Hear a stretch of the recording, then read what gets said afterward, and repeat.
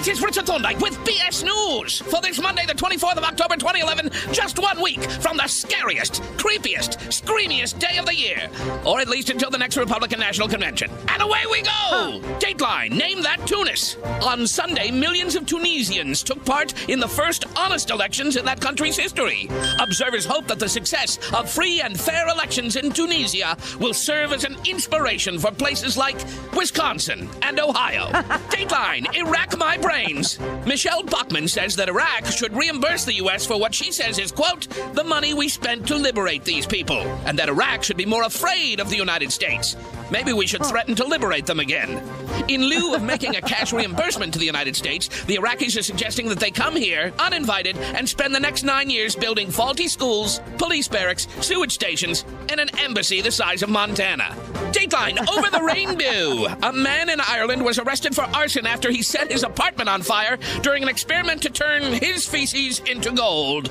Ironically, the man would have faced no charges if he had simply bundled his human waste with a small amount of real gold and sold it as a gold-backed derivative. Finally, Dateline, the 9th inning. Paul Leka, the man who wrote this song, has died.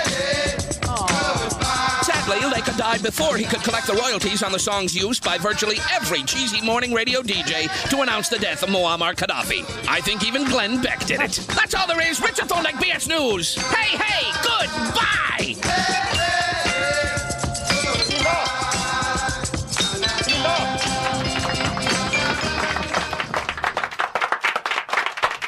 Ay, what an effed up world. What an effed up world. I got to tell you, I cannot believe that no matter how hard this president tries, he will get no credit for doing anything exceptional. And he's done exceptional things. The idea that, Osama bin Laden is no longer alive on this planet. The idea that Anwar al-Awlaki is no longer alive and on this planet. The idea that Muammar Gaddafi is no longer alive and on this planet. It's incredible. The underwear bomber, he pleaded guilty, okay? We took him to court. The guy pleads guilty.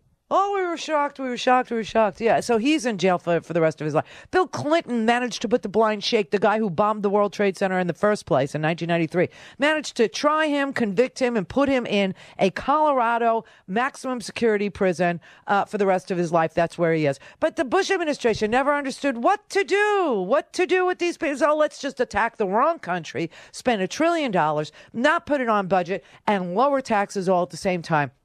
Let's take down all kinds of regulations and barriers. Let's take down all kinds of, oversight. Let's put the worst cronies we got in charge of things that they don't even understand, point to their departments and say, see, they're failures. That's because government can't do anything right.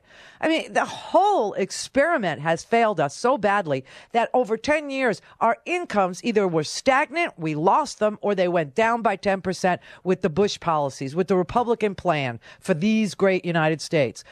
Now we have a new president who, in a very short period of time, has managed to re-regulate Wall Street, create a Department of Consumer Affairs that the Republicans will not confirm a leader for. So you have this leaderless Department of Consumer Affairs.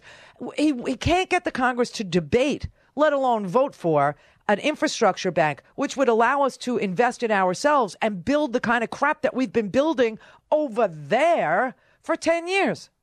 Can't do it. Won't talk about it. Can't get a jobs bill. Can't get aid to the states. Can't get the American Recovery Act. Can't get anything done. The stimulus has run out, and the freaks on the Republican side of the aisle keep insisting that a stimulus who has run out of money is supposed to still be propping up these United States. I mean, the lying, the misinformation, the disinformation, the manipulation, the Citizens United, the fact that our politicians were bought and paid for before now pales in comparison to the fact that these corporate titans don't have the nerve, the guts, the courage to run for these offices, but they do purchase them, and they purchase them regularly, and they have been just systematically doing it. And now they own an entire party and some of the other party. And we only have two.